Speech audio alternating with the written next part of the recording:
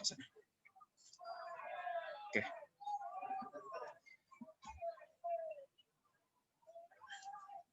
Tadi lupa di rekor ya. Saya ulang sedikit. Materi kita bicara tentang travel cost method. Masih ada yang mau masuk? Berborong.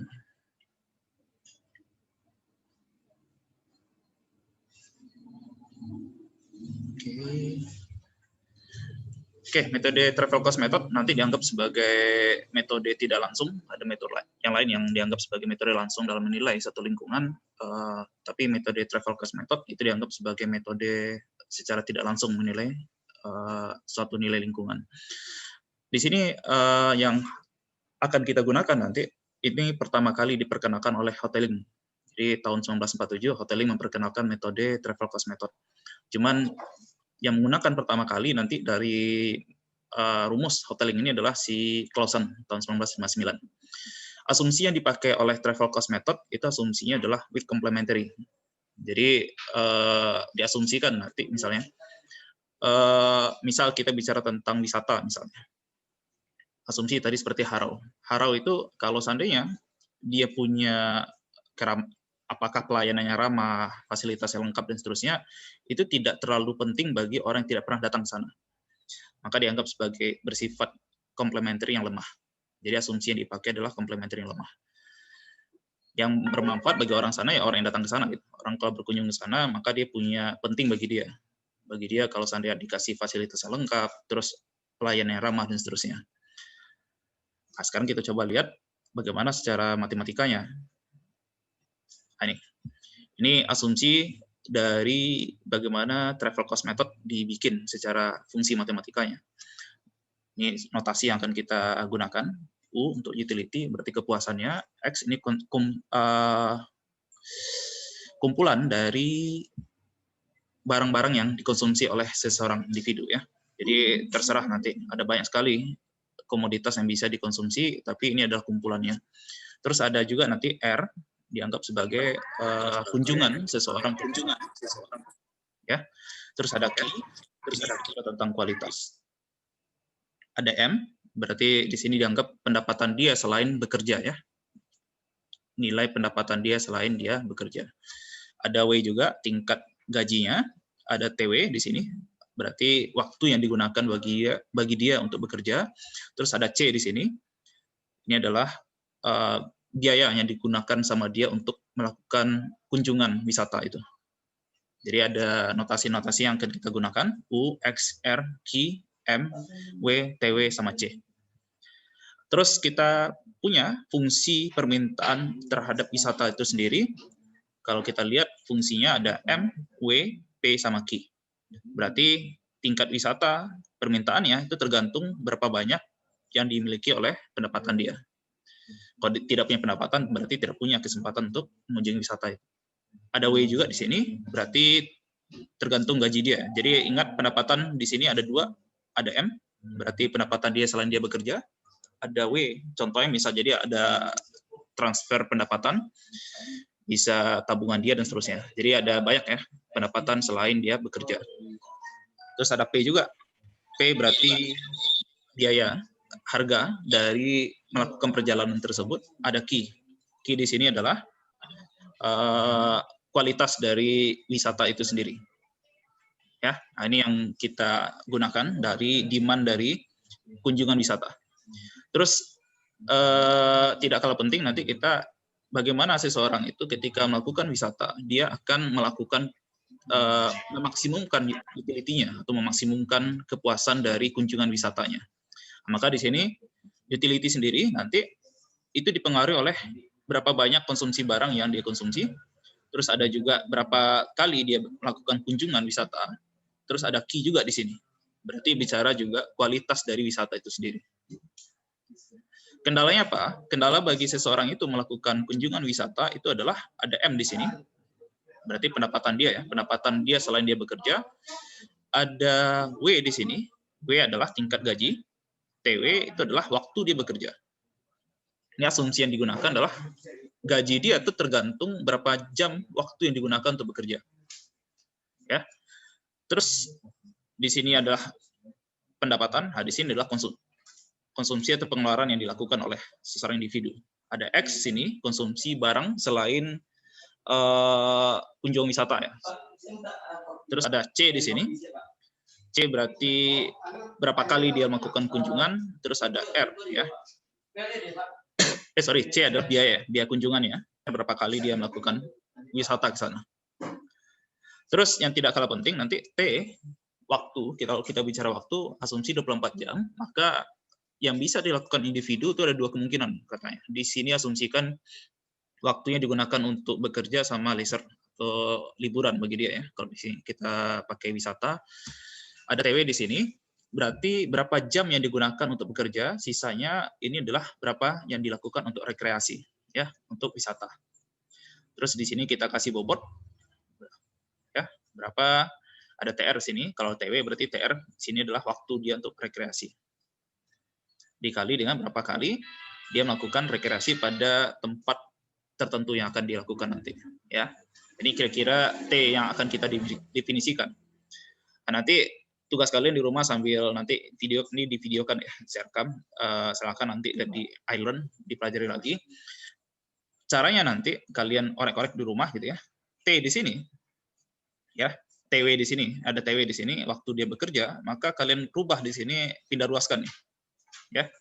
Yang sebelah kanan ini TR kali R ini dipindah ruaskan ke sebelah kiri, berarti persamaannya menjadi T kurang TR kali R. Ya. Maka ini kalian ganti nanti. TW ganti dengan persamaan tersebut. Jadi nanti kalian punya persamaan W kali T dikurang W kali TR kali R. Yang R itu dipindah ruaskan ke sebelah kanan. Nanti dikelompokkan, ini persamaan yang sederhananya 12.26 ini adalah hasil manipulasi matematikanya, pindah ruas gitu ya. Yang R itu ada di sebelah kanan semua, yang selain R, X sama R itu ya ada di sebelah kiri. Nah, terus nanti kita definisikan satu lagi bahwa P, harga dari perjalanan itu sendiri adalah konsumsi atau cost dari melakukan perjalanan wisata itu. Berapa ongkos yang dikeluarkan. Ditambah upah dia, yang di W di sini ya, ingat, tingkat upahnya dikali dengan berapa kali kunjungan dilakukan terhadap wisata tersebut. Jadi berapa yang dilakukan alokasi waktunya untuk melakukan wisata tersebut. Ya. Nanti barulah dari sini, utility ini, kalian lakukan secara Lagrange nanti, karena dia subjek to ya, berarti kita lakukan ketika kalian melakukan maksimum utility, maka rubah dia secara diferensialnya terhadap R. Ya. Jadi lakukan perubahan utility akibat R ini berubah, atau perubahan utility akibat dia melakukan kunjungan wisata. Maka nanti kita punya nanti hasil adalah lambda kali P. Lambda sendiri adalah marginal utility dari uang. Ini secara persamaan matematikanya. Sekarang nanti kita coba bahas secara, maka saya suruh kalian tadi jam 8 untuk melakukan input data. Kita coba simulasikan secara Excel nanti bagaimana melakukan regresi sederhana ya dengan Excel. Ini contoh bagaimana metode dari TC zonal model ya. Caranya nanti termasuk kalian bisa nanti gunakan ini untuk skripsi kalian. Kalau seandainya tahun depan kan udah bikin skripsi gitu kan. Kalau seandainya ingin melakukan skripsi tentang bagaimana travel cost method melakukan wisata gitu ya, ini bisa digunakan. Nah, di sini asumsinya pertama kalian lakukan adalah carilah, misalnya kalau di Agam kira-kira atau di Payakumbuh tempat wisatanya ada berapa titik misalnya. Nanti di Agam berapa, di Bukit Tinggi berapa. Jadi nanti tugas kalian juga jadi PR hari ini adalah nanti di rumah coba cari ada berapa titik tempat wisata kabupaten kota kalian yang tempat kalian tinggal. Ya. Nah, nanti lanjutannya adalah yang kedua, cara langkah selanjutnya adalah cari tahu informasi kira-kira berapa kali kunjungan dilakukan terhadap wisata tersebut. Misalnya di Bukit Tinggi Jam Gadang berapa yang datang ke sana, berapa orang yang datang ke sana. Nanti ke kebun binatang berapa. Jadi biasa ada data dari Dinas Pariwisata gitu ya. Kalau seandainya bisa dilihat itu nanti bisa jadi skripsi kalian buat tahun depan. Jadi cari informasinya. Kalau di sini annual ya, jadi tahunan. Berapa tahun dalam setahun berapa kali orang berkunjung ke sana. Karena annual lebih enak, lebih bagus ya daripada bulanan. Karena nanti di bulan tertentu ada kunjungan yang sangat tinggi, misalnya biasa liburan gitu kan. Jadi daripada nanti kalian repot, sarannya lebih baik adalah dalam 1 tahun. Jadi akumulasi secara agregat. Jadi tidak bulan-bulan tertentu, takutnya nanti ada bulan tertentu yang tidak banyak kunjungannya, di bulan yang lain banyak kunjungannya. Jadi sarannya adalah gunakan data annual atau data tahunannya. Terus langkah selanjutnya adalah kalian menghitung berapa presentasi atau berapa rasio dari kunjungan orang dibagi dengan jumlah populasi orang di sana. Ya. Jadi berapa kali orang berkunjung ke sana dibagi dengan berapa jumlah populasi orang di daerah tersebut. Misalnya kalau di kelurahan A berapa jumlah penduduknya, kelurahan B berapa. Terus tadi jumlah orang datang yang ke wisata tersebut di kelurahan tersebut dibagi jumlah total populasi di kelurahan tersebut. Itu caranya ya, yang cara ketiga. Cara keempat nanti lakukanlah, ini asumsi ya, berapa ongkos kalau dari satu titik, kalau di bukunya Firman itu mengatakan bahwa asumsilah cari titik tengahnya, misalnya, di mana pusat kota itu di mana. Nanti dari pusat kota itulah berapa jarak dari pusat kota ke tempat wisata tersebut. Kalau orang bule kan suka pakai mil ya. Kalau kita mungkin nanti bisa pakai meter atau kilometer. Jadi dari titik tengah pusat kota nanti ke tempat wisata berapa jaraknya. Nah, itu membantu nanti kira-kira berapa ongkosnya dari jarak titik tengah ke tempat wisata. Berapa ongkos yang akan dikeluarkan oleh orang tersebut. Nah, ini contoh regresi sederhananya. Nah, ini nanti kita simulasikan ya. Akan kita simulasikan. V di sini adalah jumlah kunjungannya dikali alfa tambah beta dikali C1 tambah 10. Kita akan mencari nilai alfa sama beta ini ya. Alfa sama beta ini akan kita coba cari dengan cara Excel sederhana. Kita coba pindah ke Excel. Saya coba buka Excel saya.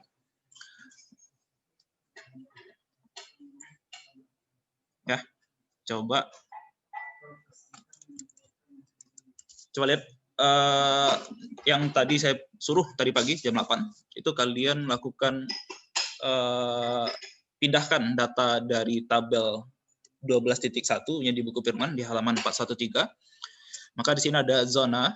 Jadi kalau seandainya bisa diselaraskan atau disamakan nanti di Excel-nya. Ini ada 1, 2, 3, 4, 5 ya. Jadi asumsinya di buku ini mengatakan ada 5 titik wisata. Di titik 1 itu asumsinya di tabel itu mengatakan ada 15.000 kunjungan ya. Ada 15.000 kunjungan ke tempat wisata tersebut. Terus yang di zona 2 itu ada 48.000, di zona 3 itu ada 11.250, 11.250. Di zona yang keempat, titik keempat itu ada 45.000. Sedangkan di zona yang kelima itu ada 34.000. Asumsinya populasi di titik zona 1 itu jumlah penduduknya itu ada sebesar, ini dalam ribu ya, berarti di sini ada 2 juta orang. Ya. Karena 2.000 kali 0 tambah 0,3, berarti di sini 2 juta orang.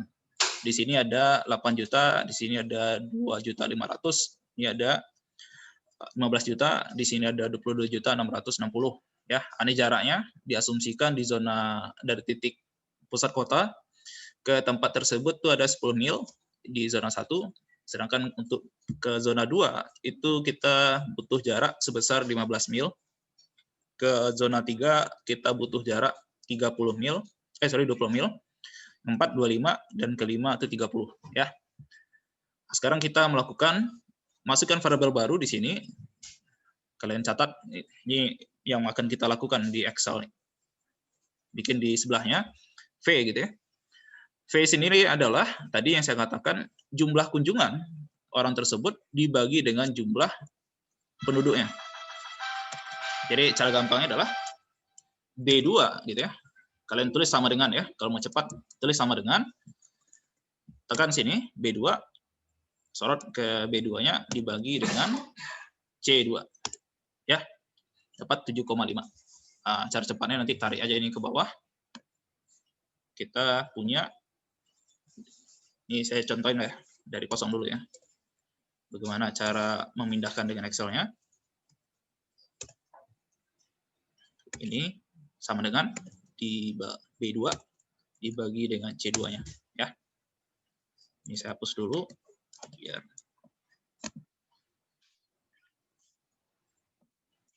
tinggal ditarik saja, ya. Yang persamaan ini tinggal ditarik. Dihapus. Oke, persamaannya biar dalam bentuk nolnya, sorry. Yang ini mau saya rubah satu angka di belakang koma, ya. Oke. Yang T di sini asumsinya di buku Firman mengatakan bahwa asumsinya 1 mil itu ongkosnya itu adalah satu pound sterling, ya. 1 mil itu ongkos yang dikeluarkan itu 1 pound sterling. Nah, sekarang berarti jarak ini dikali dengan 1 pound sterling berarti sama, ya. Nilainya sama berarti, ya. 10, 15, 20, 25, 30, ya. Nah, di sini jangan lupa kita bikin totalnya sama rata-rata, ya. Kita akan melakukan regresi sederhana, maka di sini ada total sama rata-rata. Cara bikin total itu kan gampang, dengan sum, gitu, sama dengan sum. Tutup. Udah dapat angkanya, ya. Saya juga jadikan dia dalam satu digit belakang koma, berarti 22,5. Yang T juga dicari totalnya berapa, jaraknya. Cara gampangnya juga dipindahkan saja, ya. Oke, rata-rata nanti kalian juga cari rata-ratanya, tulis di Excel-nya average, ya. Buka kurung, maka dari sini V-nya semuanya sorot dari atas sampai bawah, dari zona 1 ke zona 5, maka ditutup. Kita punya rata-rata ini, ya. Saya jadikan juga satu digit di belakang koma. Ini tinggal dipindah aja, di copy, dia akan pindah jadi rumus sebelahnya, ya. Jadi rumus sebelahnya. Oke, kita udah punya nilai rata-rata dari nilai total sama nilai rata-ratanya. Sekarang tugas selanjutnya adalah mencari selisih dari nilai kunjungan V ini dibagi dengan rata-ratanya, ya. Dibagi dengan rata-ratanya. Cara cepatnya nanti, nih saya hapus dulu lah, biar nggak membingungkan.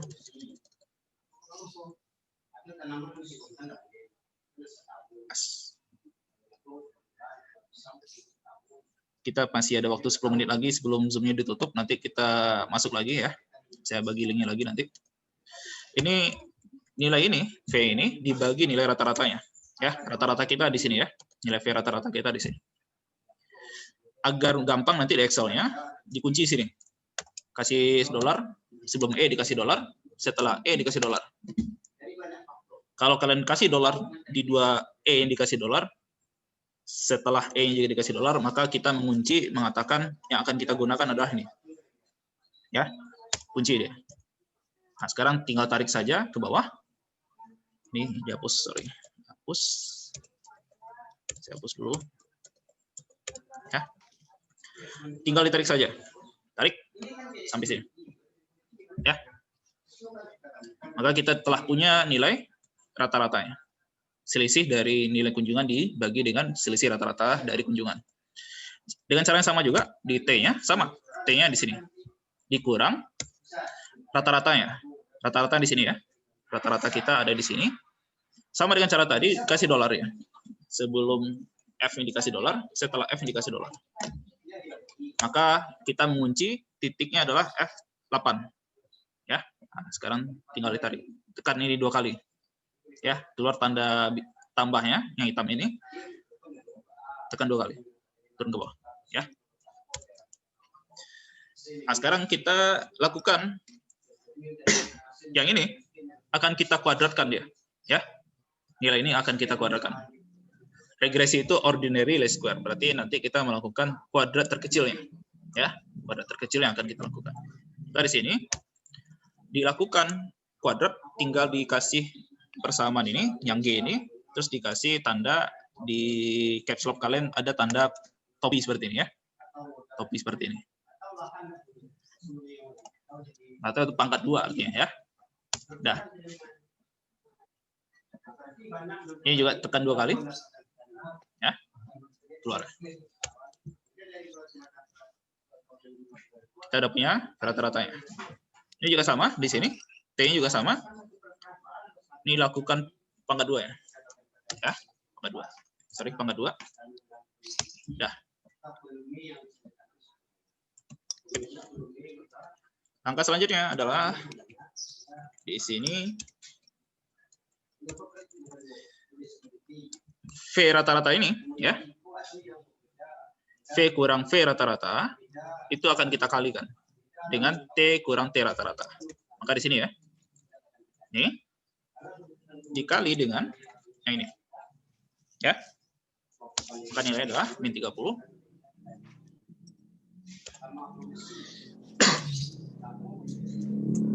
Oke. Bisa ikuti? Oke.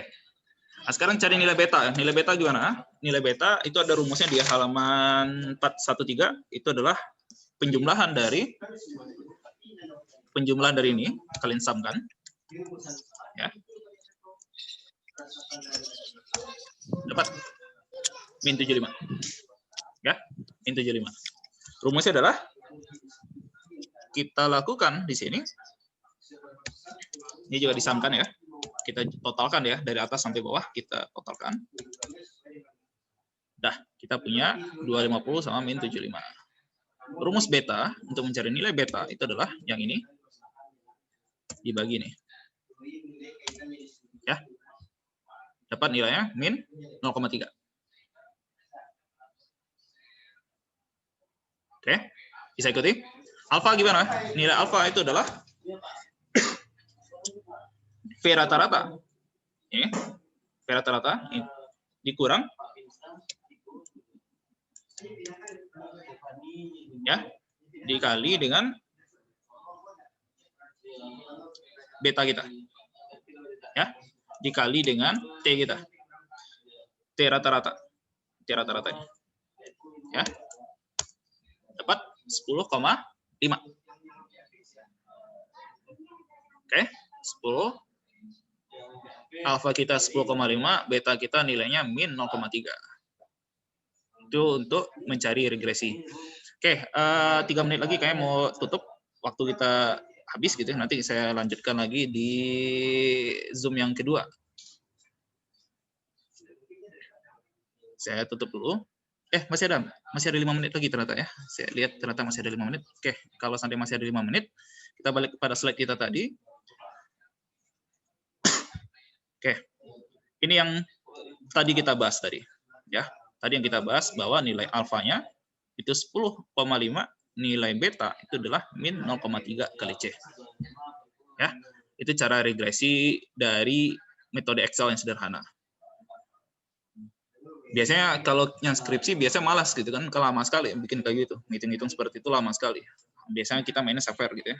Saya nggak tahu kalian udah belajar ekonometrika atau tidak ya. Kalau seandainya kita mainnya software. Kita coba saya simulasikan dengan software bagaimana ngolah ya.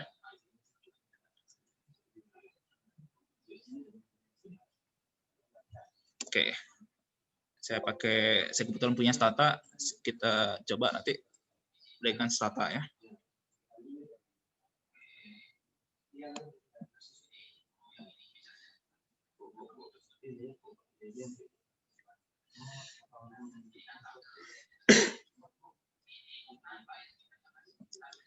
Saya masukkan datanya, data editor.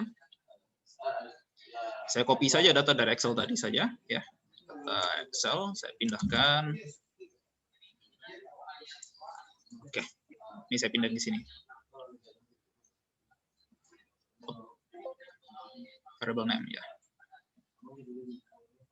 Dah, berarti saya sudah memindahkan data dari Excel ke Stata-nya. Sedangkan kita punya variabel baru, yaitu nilai V. V sendiri adalah kita generate, bikin variabel baru, di mana nilainya adalah tadi visit dibagi dengan populasinya. Ya. Nah, kita udah punya nilai V ya. Nah, sekarang regresi yang akan kita lakukan itu adalah track gitu ya, tulisnya. Tracknya apa? variabel dependen kita itu adalah V. Sedangkan yang kita gunakan sebagai biaya itu adalah, atau independennya adalah distance tadi ya. Itu kalau mau dibikin variabel baru lah ya. Gen T belum kita bikin generat T nilainya sama dengan distance gitu. Kali 1 karena 1 pointering tadi ya. Sekarang kita regresi namanya, metode regresi V dengan variabel dependennya T ya. Jadi cara regresi dengan stata, sebut dulu variabel dependennya, terus lalu variabel independennya. Ini keluar ya. Hasil yang akan digunakan yang ini. Konstantanya 10, kalau seandainya 5 digit di belakang berarti segini ya. Tapi kalau seandainya kita jadikan 1 digit di belakang berarti 10,5. Sedangkan konstanta kita untuk T itu adalah 0,2999 ya. Jadi kalau seandainya 1 digit di belakang itu adalah min 0,3. Ya, sama ya dengan cara Excel tadi. Nah, ini biasanya anak-anak yang bikin skripsi malas dengan Excel tadi karena lama sekali. Cara cepatnya masukin ke software, olah, keluar angkanya. Nah, disinilah nanti interpretasi yang akan kita lakukan, bahwa nilainya minus, artinya semakin tinggi dia, biayanya semakin tinggi, maka jumlah kunjungannya akan semakin rendah. Cara interpretasi, lihat konstantanya, lihat tandanya. Kalau tandanya negatif di sini, maka itu definisinya adalah semakin ini naik, maka nilai V kita, nilai kunjungan, itu semakin turun. Tapi kalau seandainya hasilnya positif, tandanya positif, itu mengatakan bahwa semakin banyak atau semakin tinggi T itu sendiri, kalau sini T berarti ongkosnya ya, semakin tinggi ongkosnya, itu semakin tinggi kunjungannya. Itu akan berlawanan dengan teori ya, tapi yang teori yang benar seperti ini kan, hasilnya minus. Semakin tinggi biaya ongkos ke sana, itu semakin sedikit orang ingin berkunjung ke tempat wisata tersebut. Ini cara dengan regresi sederhana ya. Nanti kita lanjut ke materi lanjutannya 1 menit lagi, kayaknya kelasnya tutup di Zoom-nya. Saya buka lagi nanti di sesi yang kedua ya.